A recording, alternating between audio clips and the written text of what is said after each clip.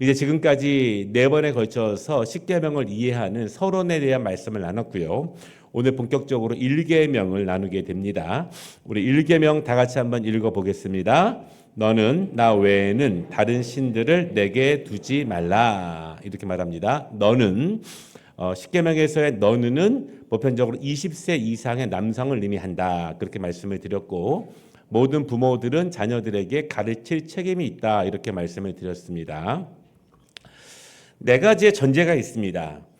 하나님께서 이렇게 일계명을 이스라엘 백성들에게 말씀해 주신 전제가 있어요. 여러분, 만약에 제가 지나가는 어떤 아이에게 일계명 너는 나 외에는 다른 사람을 내 앞에 두지 말라 이렇게 말한다면 지나가던 사람이 그것을 인정할 수 있겠습니까? 그렇죠? 어떤 관계성이 전혀 없는 상태에서는 이 계명이라고 하는 것이 전혀 이해가 되지 않을 수 있어요. 그러나 일계명의 전제가 되는 하나님께서 왜 당당하게 이스라엘 백성들에게 이 일계명의 말씀을 하실 수 있느냐, 그 관계에 대한 전제성이 있습니다. 첫째, 이것입니다.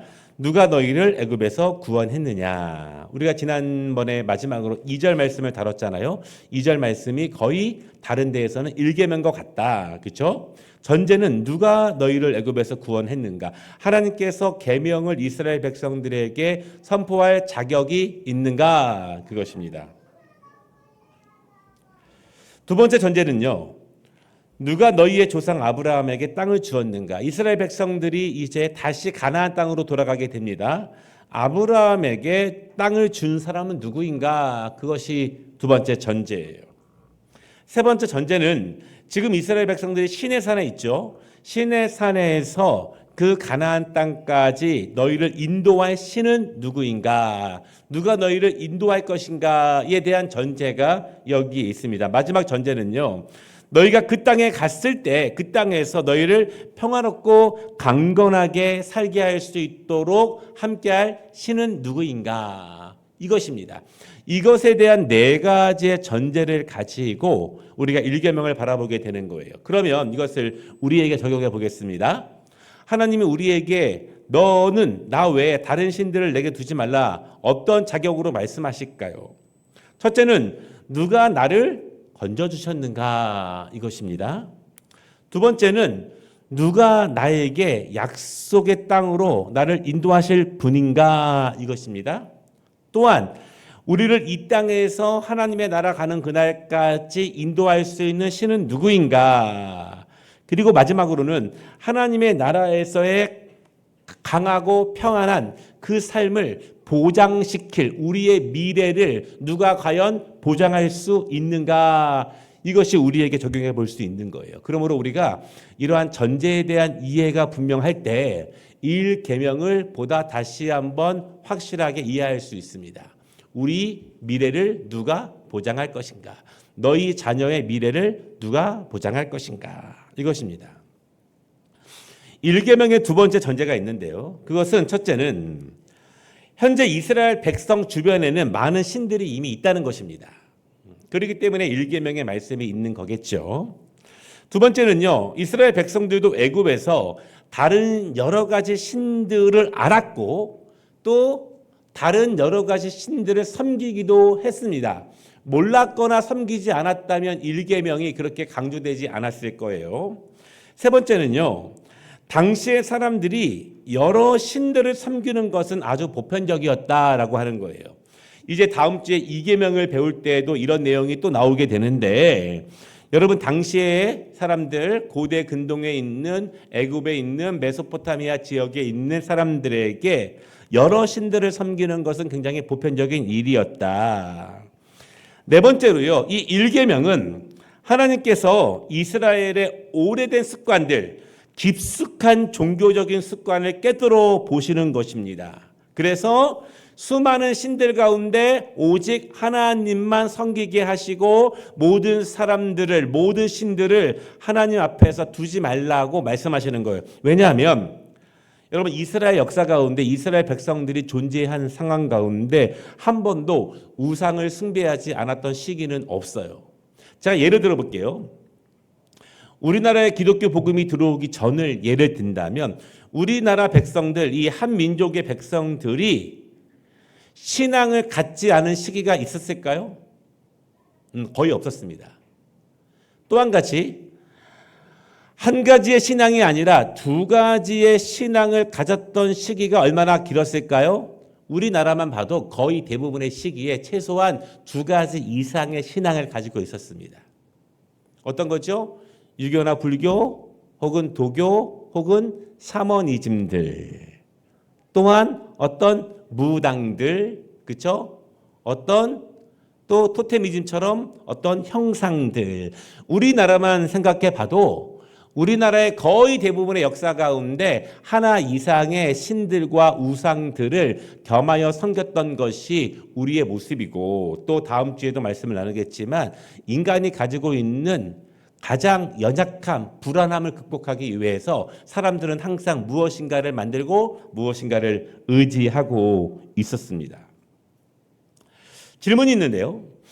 이 첫 번째 계명은요. 너는 나 외에는 다른 신들을 내게 두지 말라. 이것은 하나님을 버리고 다른 신들을 섬기지 말라 이것인가? 하나님을 버리고 다른 신들을 섬기지 말라 이런 뜻인가? 아니면 하나님과 다른 신을 겸하여 섬기지 말라는 뜻인가? 이 두 가지 다 해당이 됩니다. 다 해당이 돼요. 하나님과 다른 신들을 겸하여 섬기지 말라. 왜냐하면 1계명을 보면 나 외는 이렇게 말씀하기 때문에 그렇습니다. 이 사람들이 섬기고 있는 신앙에 대해서 여러 가지 이론들이 있죠. 첫째로 단일신이 있어요. 단일신. 이건 뭐냐면 여러 신 중에 하나를 섬기는 거예요. 하나님도 계시고 부처님도 계시고 공자님도 계시고 또 여러 가지 신들이 있는데 신들을 인정해요. 인정하면서 한 신만 섬기는 것을 단일신 이렇게 말합니다. 또 한 가지는 여러 신들을 2개, 3개, 4개 이상 겸하여 섬기는 다신론적인 것도 있어요. 그러나 기독교 신앙은요, 유일신 그렇게 말합니다. 다른 신들의 존재 자체를 인정하지 않는 거예요. 다시 말해서 신이 없습니다. 신이 없어요. 우리가 신이라고 이름을 부를 수 있는 분은 오직 하나님 한 분뿐이다. 다른 존재, 다른 능력 있는 힘, 다른 어떤 영적인 존재 자체를 우리 복음은 인정하지 않는 거예요. 그러니까 그 모습이 성경의 여러 구절에 있는데 우리 먼저 요나서 1장 5절 같이 한번 읽어보겠습니다.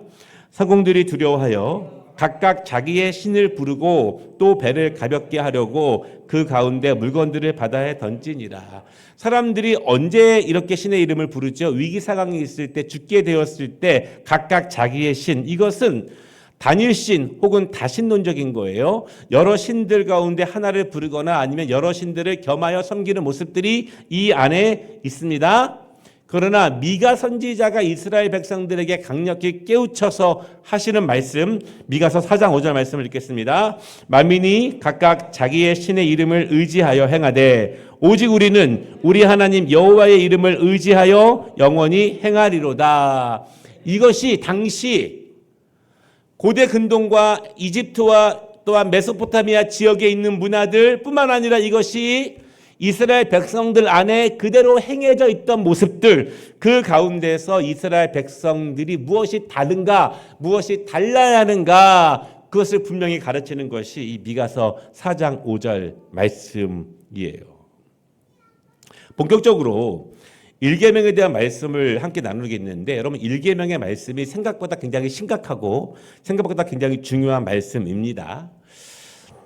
나 외에는, 우리 너는 지난번에 했으니까 나 외에는, 이게 히브리어로 파나이 이것인데요. 이것을 직역하면은 나의 얼굴, 그것입니다. 나의 얼굴이에요. 이것의 본래 의미는요, 이스라엘 백성들이 파나이를 이해하는 것은 무엇이냐면 내 얼굴 앞에서, 그런 뜻입니다.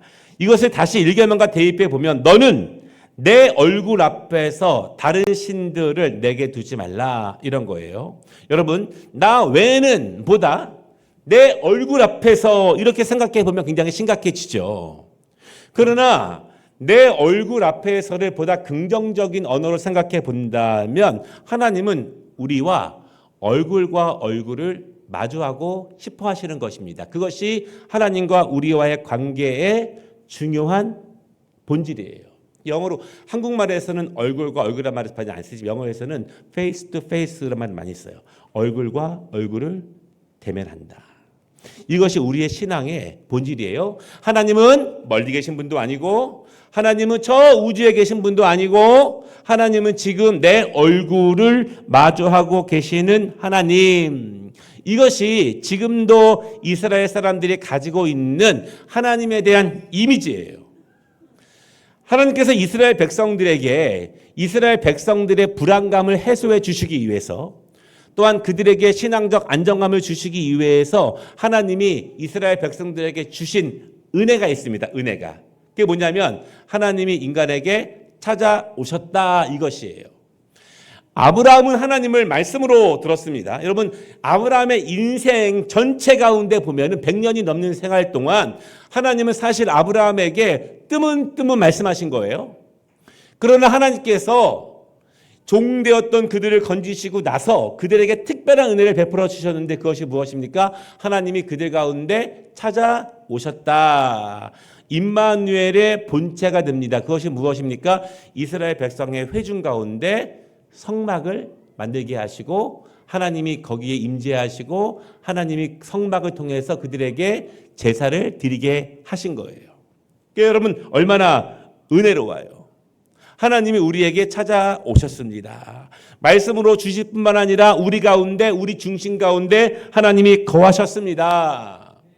그리고 출애굽기 25장부터 보면은요 성막을 짓는 법에 대해서 말씀하시지 않습니까? 그리고 성막 안에 있는 성소 안에 있는 많은 물품들에 대해서 하나님이 지정하시고 말씀하시잖아요. 그 중에 하나를 소개한다면 출애굽기 25장 20절에 있는 진설병인데 함께 읽어보겠습니다. 너는 대적과 숟가락과 병과 붓는 잔을 만들되 순금으로 만들며 상 위에 진설병을 두어 항상 내 앞에 있게 할지니라. 여러분 진설병은 우리 학생들 병이 아니라 떡이에요. 떡입니다. 떡. 진설병은요 고운 가루로 누룩을 넣지 않고 만든 빵입니다. 여러분 누룩을 넣지 않았다는 것에서 무엇이 떠올라요? 이스라엘 백성들이 애굽에서 떠날 때 급하게 오느라고 누룩을 다 넣지 않고 숙성시키지 않고 그냥 구워서 나온 떡. 그래서 초막절에 이스라엘 백성들은 맛없는 굽기만 한 떡을 먹잖아요. 그렇죠? 그렇게 만든 떡인데 이것을 성소 안에 떡상에 올려놓는데 여러분 진설병의 뜻은 그 얼굴빵 이런 뜻이에요. 그 얼굴빵. 그래서 이스라엘 백성들이 하나님께 드리는 그 진설병을 어디에 놓아요? 성소에 하나님의 얼굴 앞에 이것을 놓습니다. 그런 의미입니다. 그러니까 이스라엘 백성들이 하나님을 만난다고 하는 것은요. 하나님의 얼굴 앞에 이런 뜻이에요. 하나님의 얼굴 앞에. 그러면 여러분 이스라엘 백성들이 성막에 들어갑니다. 또 다윗 이후에 성전 건축한 다음에 성전에 들어갑니다. 성막에 들어가거나 성전에 들어간다는 의미는 무엇이냐면 이스라엘 백성들에게 그것은 내가 지금 하나님의 얼굴 앞에 섭니다. 그런 뜻이에요. 하나님의 얼굴 앞에 섭니다. 예배의 본래 의미는요. 그런 면에서 내가 하나님 앞에 섭니다. 하나님의 얼굴 앞에 섭니다. 이것이 구약부터 신약에 이르기까지 지금도 이스라엘 백성들이 성경적으로 이해하고 있는 가장 첫 번째 명제는 내가 하나님의 얼굴 앞에 섭니다. 여러분 믿으십니까? 그러니까 우리가 이제 하나님이 우리와 함께 계십니다. 우리 예배를 받으십니다. 영과 진리로 드려야 합니다. 이런 건 알지만 내가 예배를 통해서 하나님의 얼굴을 내가 대면합니다. 하나님은 나와 얼굴과 얼굴을 마주하고 계십니다. 이것이 성경의 원래 뜻이라는 사실을 생각해 본다면 우리의 예배가 보다 더 정결해질 수 있고 보다 더 집중되어질 수 있고 보다 더 바른 예배로 나아갈 수 있어요.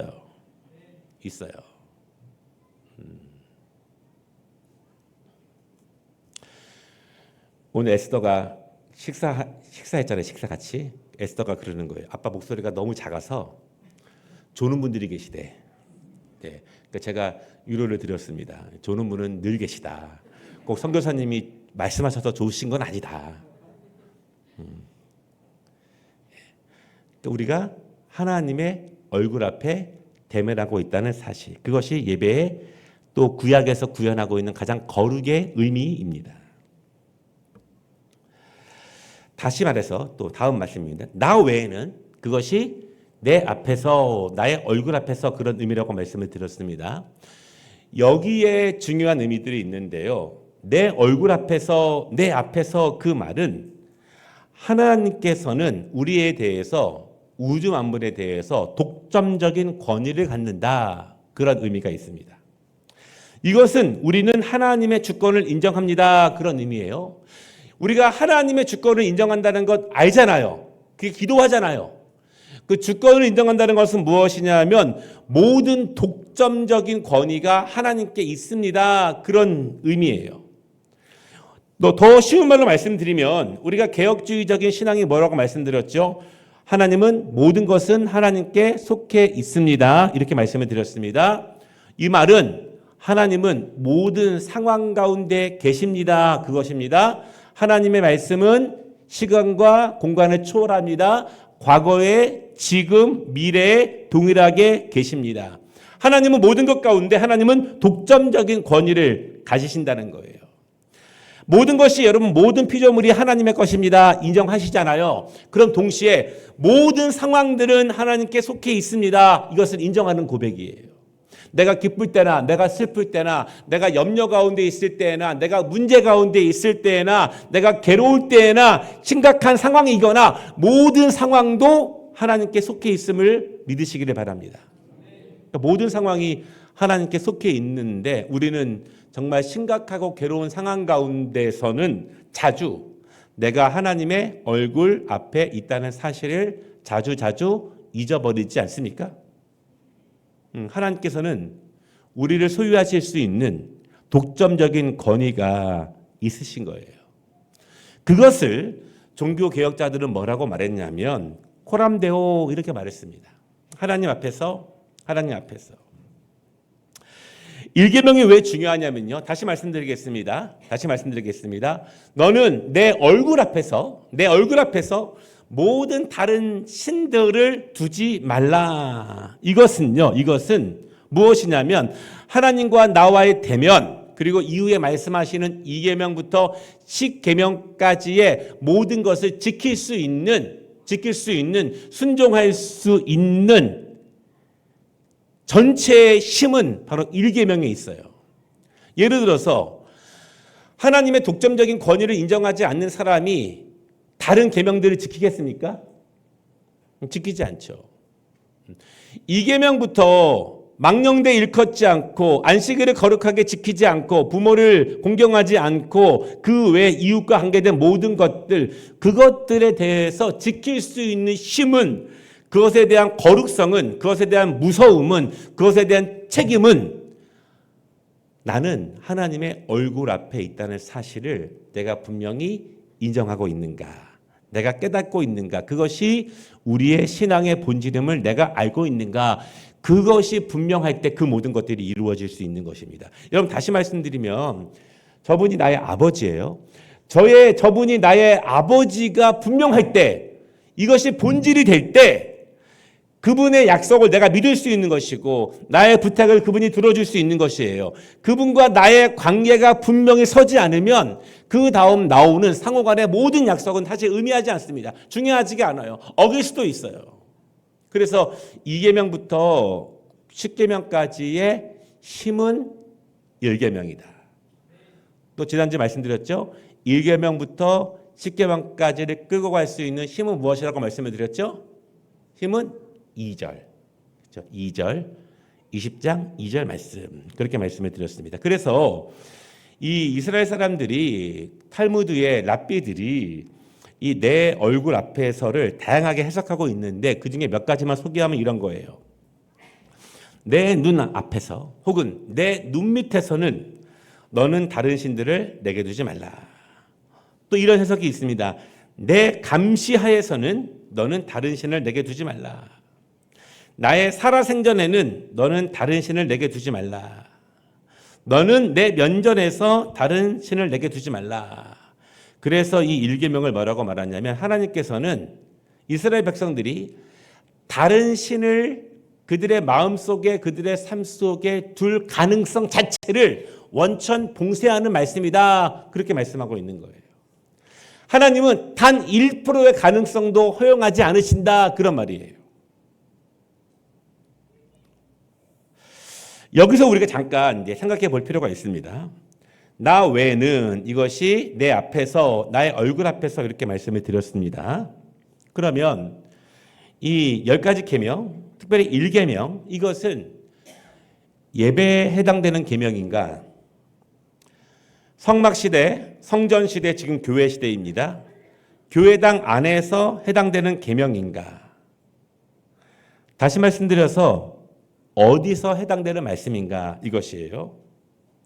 더 자세히 말씀을 드리면 하나님 앞에서, 하나님의 얼굴 앞에서라고 하는 것은 모든 장소, 모든 상황, 모든 시, 공간을 의미하는 것입니다. 하나님은 물질을 초월하시는 분이십니다. 그러므로 물질을 포함한 모든 것, 우리의 마음, 우리의 생각, 우리의 의식과 무의식의 모든 공간까지도 우리는 하나님의 얼굴 앞에 있다는 사실을 기억해야 하는 거예요. 단지 성전 안, 성막 안, 예배당 안에서가 아니라 하나님은 우리의 모든 것을 초월하시는 분이기 때문에 모든 공간에서 하나님의 얼굴 앞에 있다는 것을 우리가 기억하고 인정하는 거예요. 그 다음 보시면은요, 예물이 있고 예배가 있고 삶이 있습니다. 여러분, 당연히 예물보다 예배가 큽니다. 그렇죠? 그럼 예배보다 삶이 더 커요. 이것을 하나님 앞에서, 하나님의 얼굴 앞에서 모든 시간과 공간 가운데 존재하시는 하나님이라면, 하나님이 일계명을 그렇게 주셨다면 하나님이 말씀하시는 일계명을 우리가 어디서 지켜야 되는가, 그것이에요. 우리 이사야서 1장 13절 같이 읽어보겠습니다. 헛된 재물을 다시 가져오지 말라. 분향은 내가 가증히 여기는 바요. 월삭과 안식일과 대회로 모이는 것도 그러하니 성회와 아울러 악을 행하는 것을 내가 견디지 못하겠노라. 그러니까 내가 견디지 못하겠노라, 하나님이 보신다는 거잖아요. 그렇죠? 예물이 나옵니다. 헛된 예물. 그 다음 뭐가 나오죠? 월삭과 안식일과 대회, 예배가 있습니다. 그러나 예물을 거룩하게 드리는 것처럼 보이지만, 최고의 예물을 드리지만, 성회 시간에 최고의 찬양을 드리지만, 최고의 기도를 드리지만, 좋은 시설에서 예배를 드리지만 밖에서는 악을 행한다, 밖에서는 우상을 섬긴다, 밖에서는 하나님의 독점적 권위를 인정하지 않는다, 밖에서는 하나님의 얼굴 앞에 있다는 것을 잊고 살아가는가, 인정하지 않는가, 이것이 모두 다 일계명을 어기는 일이라는 사실이에요. 그러니까 여러분, 중요한 것은 예물보다 예배가 더 커요. 그렇죠? 예배보다 우리의 삶이 더 크다는 거예요. 그러니까 우리가 주의 말씀을 지키고 하나님의 독점적 권위를 인정하고 우리가 하나님의 얼굴 앞에 존재한다고 하는 사실은 예배 시간에만 해당되는 것이 아니라 우리의 삶에 내가 존재하는, 내가 생명이 있는 한 모든 영역 가운데 존재한다는 사실을 믿으시기를 바랍니다. 하나님은 물질을 초월하시는 분이기 때문에 내 생각과 나의 의식과 무의식의 경계 가운데서도 하나님은 우리 앞에 계시다는 사실이에요. 일계명을 어길 때 하나님의 독점적인 권위를 인정하지 않을 때 벌어지는 일들이 있습니다. 여러분, 굉장히 중요합니다. 현대인들에게 굉장히 중요한 거예요. 하나님의 독점적인 권위를 인정하지 않을 때 어떤 일이 벌어지는가, 이것입니다. 쉬운 말로 하면 예물과 예배와 삶이 비균형적이거나 우선순위가 잘못될 때 벌어지는 일들이에요. 여러분, 죄송한 말이지만 굉장히 부유한 지역에서는 성도들의 마음속에 최상의 예물을 드림으로써 삶에 조금 부족한 것을 만회한다고 하는 생각들이 있습니다. 그러나 최고의 예물이 결코 삶의 예배를 커버할 수 있는 게 아니에요. 만회가 될 수 있는 부분이 아니에요. 굉장히 어려운 지역에서는요, 굉장히 어려운 지역에서는 먹고 살기 힘들기 때문에, 어렵기 때문에, 삶이 조금 더 고단하기 때문에 하나님 앞에 정결하게 살지 못합니다. 그런 고백들도 사실은 있어요. 그렇기 때문에 이 예물과 예배와 우리의 삶이 굉장히 비균형적으로 엇박자가 날 때가 굉장히 많습니다. 한쪽이 너무 연약해질 때가 굉장히 많이 있어요. 언제 그런 일이 발생하느냐? 하나님의 독점적인 권위를 인정하지 않을 때 이런 일이 발생하는 거예요. 그때 하나님은 어떻게 하십니까? 차라님 검사님, 하나님 어떻게 하시겠어요? 하나님의 독점적인 권위를 인정하지 않으면. 네. 그 전에 한 개 더 있는데 하나님이 진노하실까요? 하나님이 진노하시죠. 네, 진노하실 때가 있어요. 그러나 더 많은 경우가 있습니다. 우리 스바냐 1장 12절 같이 읽어보겠습니다. 그때 내가 예루살렘에서 찌꺼기같이 가라앉아서 마음속에 스스로 이르기를 여호와께서는 복도 내리지 아니하시며 화도 내리지 아니하시리라 하는 자를 등불로 두루 찾아 벌하시리라. 하나님의 독점적 권위를 인정하지 않을 때 신앙의 우선순위가 균형을 이루지 못하고 굉장히 비정상적일 때 어떤 일이 벌어지냐면, 성소와 일상이 분리된 삶을 살아갈 때 어떤 일이 벌어지냐면 아무 일도 벌어지지 않아요. 하나님이 화도 내리시지 않고 복도 내리시지 않습니다. 그것이 굉장히 오랜 시간 이스라엘 백성들에게 임했던 일이에요. 여러분, 차라리 저주는 낫습니다. 차라리 매를 맞는 게 낫지 않습니까? 물론 아프지만, 그렇죠? 매를 맞는 게 나아요. 요즘은 그런 말이 없는데 과거에 제가 어렸을 때 교회에 굉장히 자주 들리던 말들이 있었습니다. 맞기 전에 회개해. 그렇죠? 많았죠. 굉장히 맞기 전에 돌아와. 굉장히 많았습니다. 요즘은 그런 말 하기가 좀 두려워요. 예, 괜히 또 서운해할 것 같아서 말씀 못 드리는데 차라리 매 맞는 게 난 거예요. 하나님이 그들의 삶에 전혀 개입하시지 않는 거예요. 하나님이 복도 내리시지 않고 화도 내리시지 않습니다. 다시 말해서 왜 그럽니까? 하나님이 특별히 도와주시지 않아도 내가 살아가는데 별로 지장이 없어요. 내가 회사 다니고 내가 돈 벌고 내가 가정 꾸려도 하나님이 크게 도와주시지 않아도 별 어려움이 없습니다. 이게 현대 많은 그리스도인들의 풍요의 대가예요. 그러나 나는 정규적인 신앙생활을 하고 있어요. 어떤 비균형적인 신앙생활을 하고 있으면서 어떤 신앙? 하나님의 독점적인 권위를 인정하지 않으면서 그때 하나님께서 행하시는 일은 우리 삶에 별로 개입하시지 않는다는 거예요. 어떤 신앙입니까? 신앙생활을 하는데 하나님이 살아계신지 나와 함께 하시는지 능력이 있으신지 내가 알 길이 없는 거예요. 이런 것들을요. 우리 지금 뭐 50대, 60대, 70대 세대들도 많이 경험하지만 누가 많이 경험해요? 10대, 20대. 부모님들이 열심히 일해서 그러니까 우리 아까 장로님이랑 그런 얘기 나눴습니다. 저희 때는 왜 이렇게 부모님이 많이 때렸는지, 왜 이렇게 많이 때렸는지, 학교에서는 또 왜 이렇게 많이 때렸는지, 옛날에 학교에서는 왜 이렇게 많이 맞았는지. 요즘은 이제 많이 맞았기 때문에 우리는 의식적으로 잘해주려고 안 때리려고 노력 많이 하잖아요, 사실은. 그리고 잘해주려고 좀 좋은 거 입히려고 많이 하잖아요. 그러니까 이제 우리 자녀들이 하나님의 능력, 하나님의 개입에 대해서 신앙생활을 하고 있지만 별로 모르는 거예요. 여러분 한번 군경 오시면 알 수 있어요. 예. 그런 사람들을 뭐라고 부르느냐? 실천적 무신론자라고 부르는 거예요. 그게 뭐냐면 하나님을 섬기긴 섬기는데 그분의 독점적인 권위를 전혀 인정하지 않는 사람들. 종교적인 행위를 하고 있지만 실제로는 하나님이 없어도 살아가는데 어떤 불편이나 어떤 어려움이 전혀 없어요. 그러나 여러 가지 이유로 신앙생활은 하고 있고 봉사도 하고 있고 직분도 가지고 있고. 하나님께서는 왜 다른 신을 하나님 앞에 두지 말라고 하시는가? 세 가지 이유가 있는데, 첫째는 나와 너의 관계가 깨집니다. 이 철학적으로 나와 너는 굉장히 중요한 거예요. I and thou라고 하는 건데요. 굉장히 중요한 거죠. 하나님과 우리와의 관계는, 우리 학생 여러분, 나와 너예요.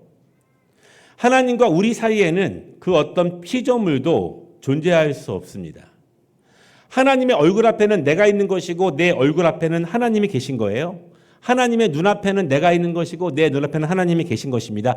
그 사이에 이 땅의 모든 피조물, 인간이 그 피조물을 가지고 하나님과 내 얼굴을 가로막는 것들, 시야를 흐리게 하는 것들을 둘 수 없다는 것입니다. 둘 수 없다는 거예요.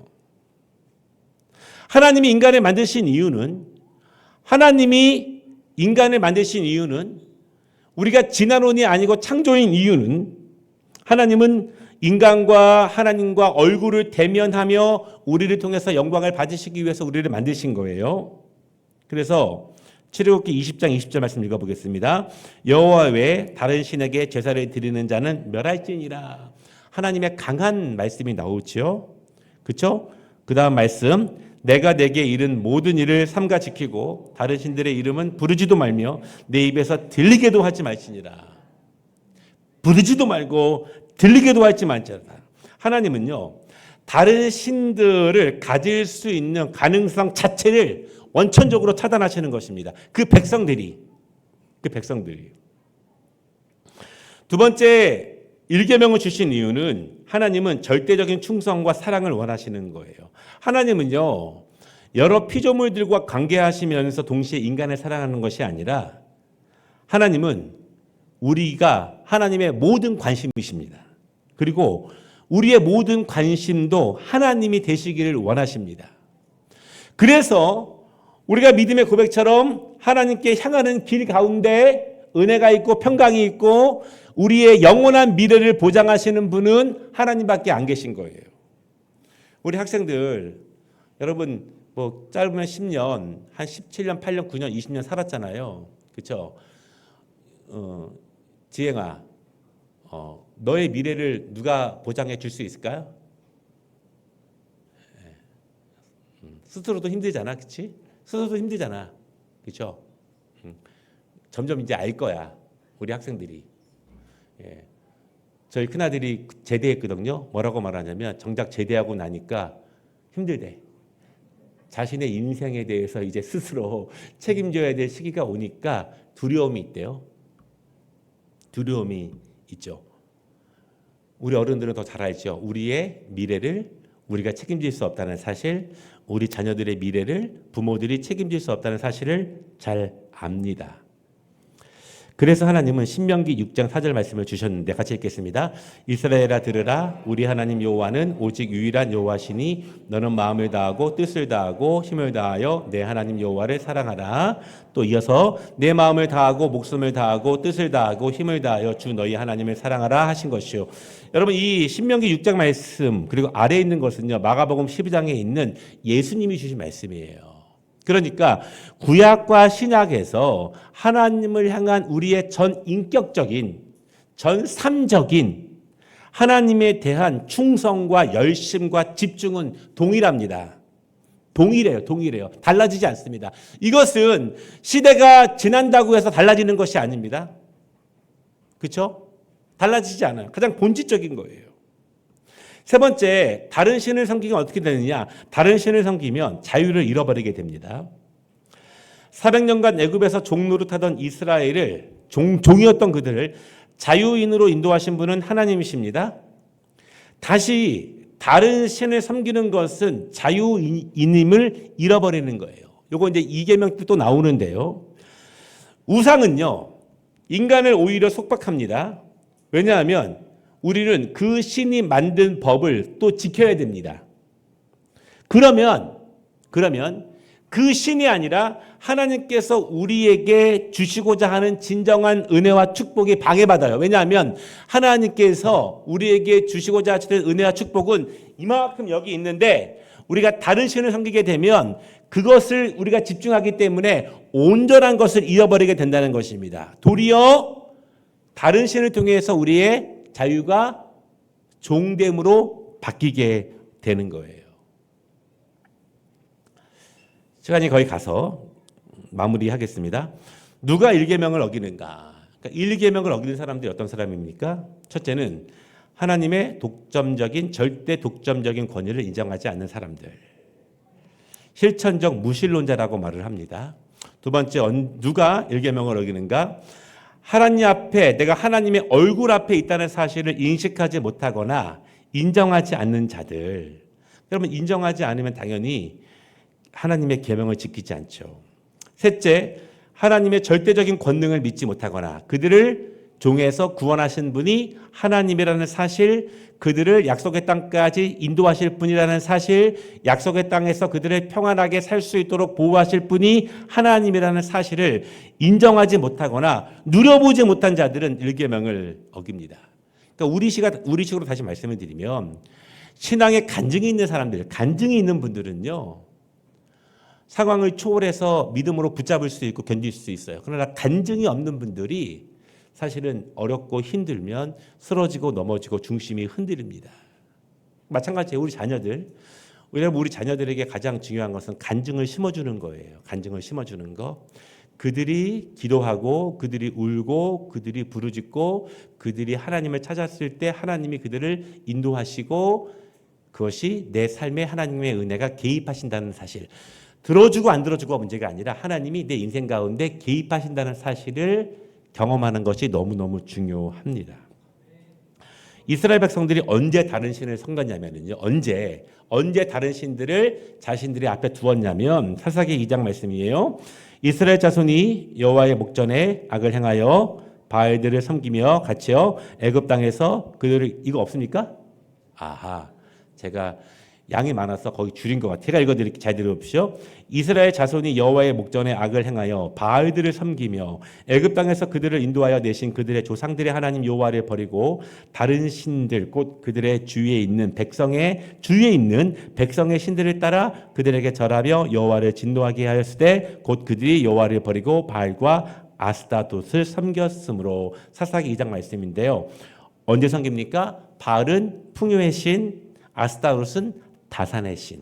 다시 말해서 국가적으로 어려울 때, 먹고 살기 힘들 때, 경제적으로 괴로울 때, 강한 적들이 몰려올 때, 그때 하나님을 의지하는 것이 아니라 하나님의 독점적 권위를 인정하는 것이 아니라 주변에 여유 있고 잘 사는 사람들이 어떤 신을 섬기는가를 보고 그 신이 도와준다고 믿고 그 신을 섬겨 나아가는 것입니다. 이스라엘 백성들이 보통 어려울 때, 위기 때 다른 신을 섬기는 거예요. 여러분, 지금은 제가 말씀드리면 아멘 그러겠지만 정말 여러분 힘들고 어려운 때일수록 하나님의 말씀을 붙잡으시기를 바랍니다. 능력은 그때 나타나요. 평안할 때는 뭐 괜찮잖아요. 그렇죠? 정말 그때 하나님 말씀을 붙잡을 때 그때 능력이 나타남을 믿으시기를 바랍니다.